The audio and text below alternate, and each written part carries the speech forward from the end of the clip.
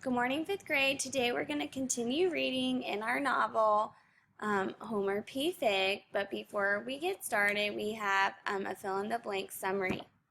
It says, Mr. Brewster showed Homer where he's hiding the runaway slaves. This makes Homer feel compassion towards them.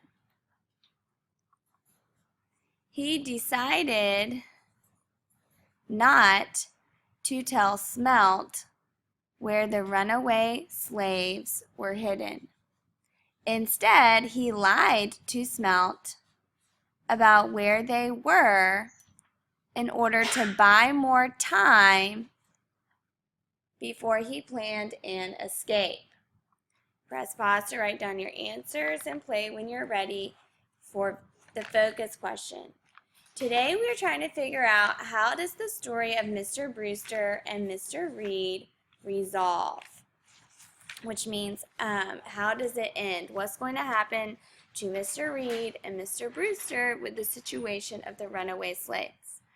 Our vocabulary words for today are related to the plot diagram.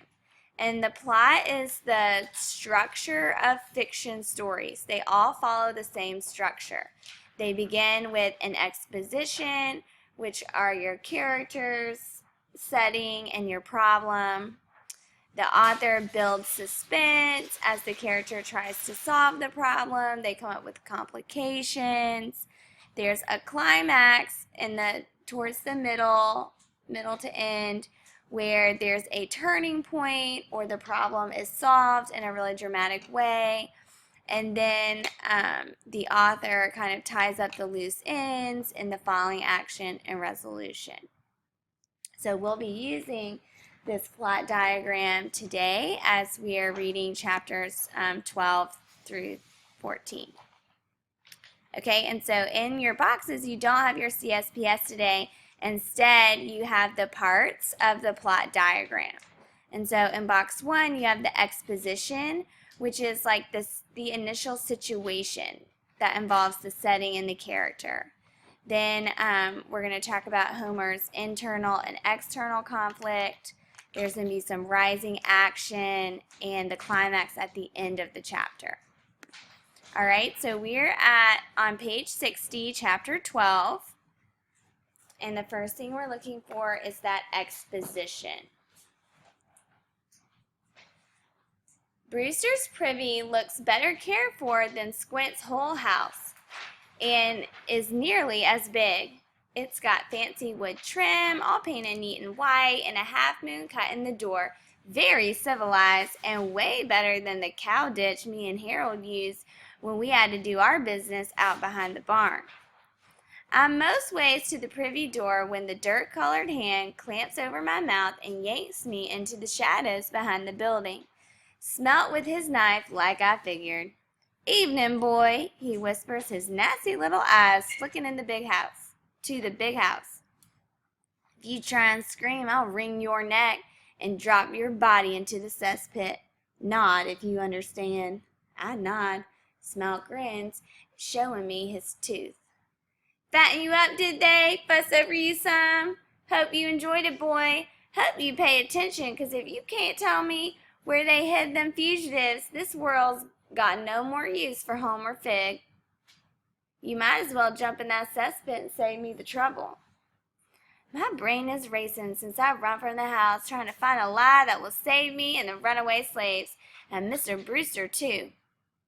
Comes to me in that very moment, with Smelt jabbing the point of his knife in my ribs, looking for a soft spot.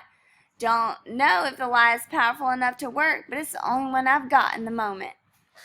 So we'll stop right there. We have our exposition or our situation at the top of page 61. And we know that Smelt wants Homer to tell him where the slaves are hidden when he meets him outside of Mr. Brewster's bathroom. So in box 1A, we would write, Smelt wants Homer to tell him where the slaves are hidden when he meets him outside Mr. Brewster's bathroom that night. Press pause to write down your answer and play when you're ready for the quote. And your evidence from the text is this piece right here at the top of page 61. You don't have to write down all of it. You can write down this sentence that says, "Because if you can't tell me where they hid them fugitives, this world's got no more use for Homer Fig." All right, you can write that sentence down in box 1B. Press pause to write down your answer and play when you're ready for box 2. All right, if someone has an internal conflict, that means that they have a difficult decision to make. Their problem or their conflict is in their mind.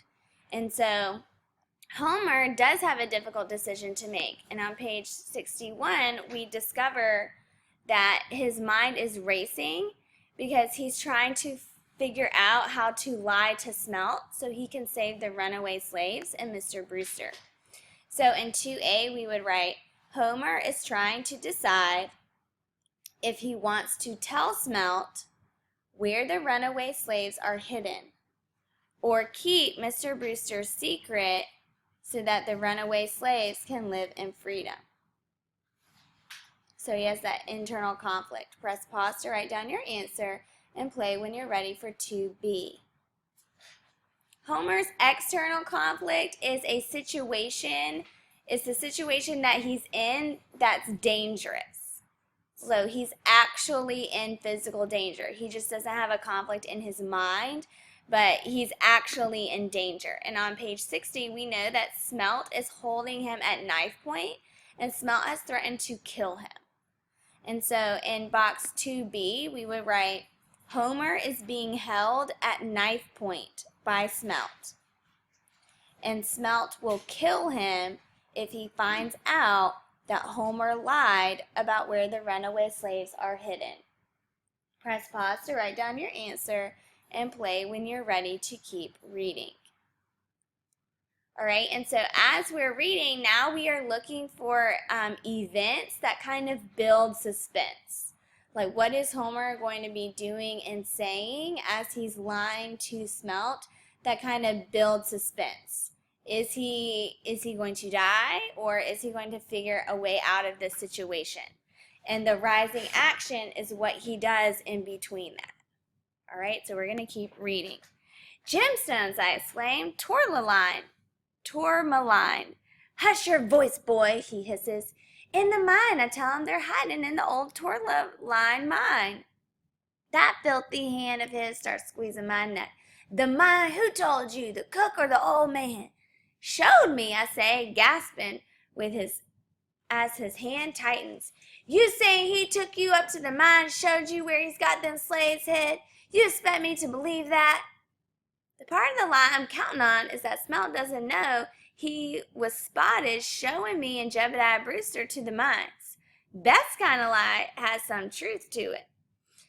Just like Smelt said, used to drive my brother Harold crazy when I tell folks dear father was killed by a tree that measured a mile high from roots to top.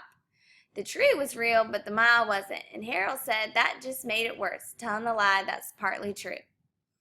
So the first thing that Homer does is he tells Smelt the lie about where the slaves are hidden. That's the first thing that he does.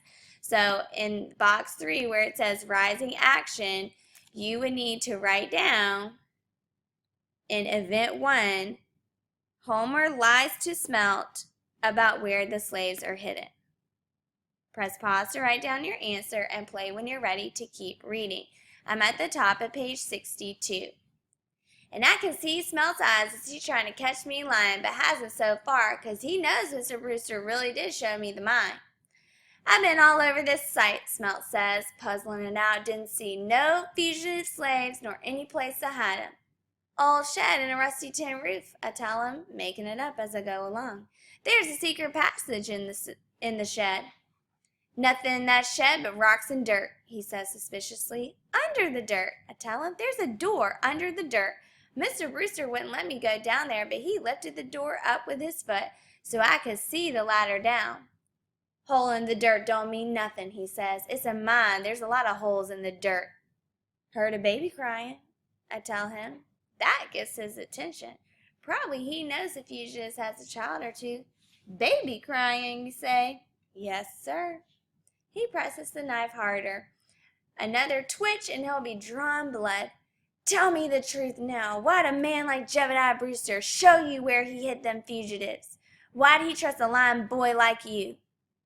Said it was up to me whether I wanted to help or run away. Smelt makes a face and nods to himself. Sounds like that Quaker fool. So now you know, right? Maybe I do, maybe I don't. I did what you wanted. Give me back my horse. That makes him laugh. This is my horse now for sparing your worthless life. You promised to let me go, I insisted. I've got to find my brother before he gets to the war. We'll stop right there because we have the second event. So Homer continues to lie to Smelt. But that second event that builds suspense is that now we realize that Smelt is not going to let Homer go like he said he would. And he's not going to give Homer back his horse.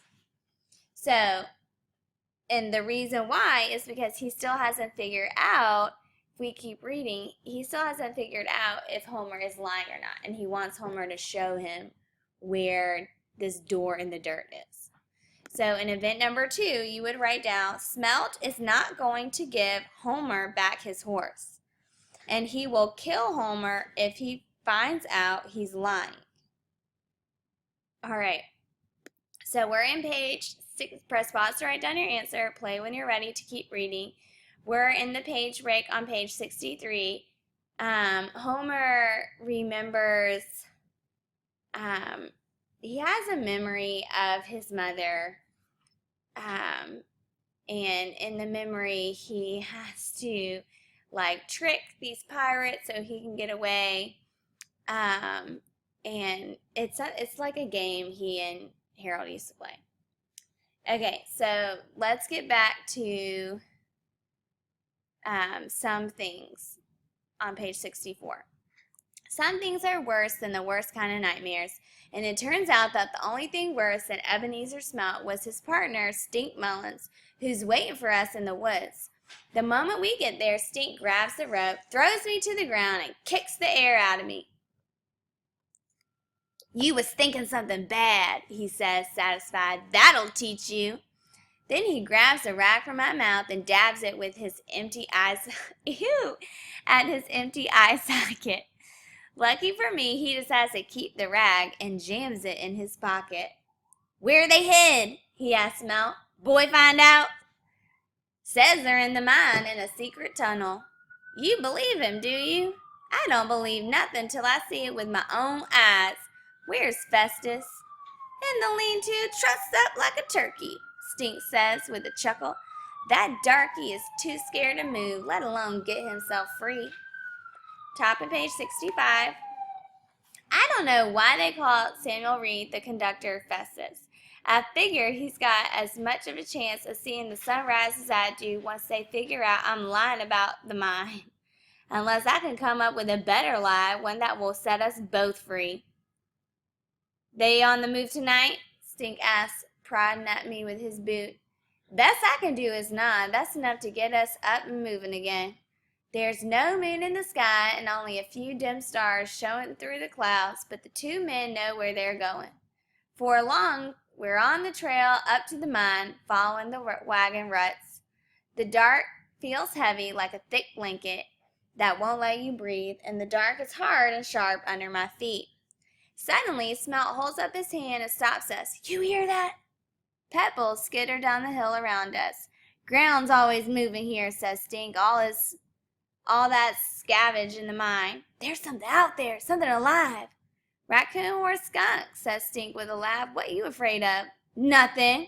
Afraid of old Quaker man that won't lift a hand to defend himself. Afraid of a bunch of scared of dead darkies. Shut up. So we have the third event. And we would need to write that down in event 3. In box 3, it says, Smelt hears something suspicious in the woods, but Stink makes fun of him. Press pause to write down your answer and play when you are ready for the paragraph. It says, describe Homer's conflict. How might his conflict be resolved?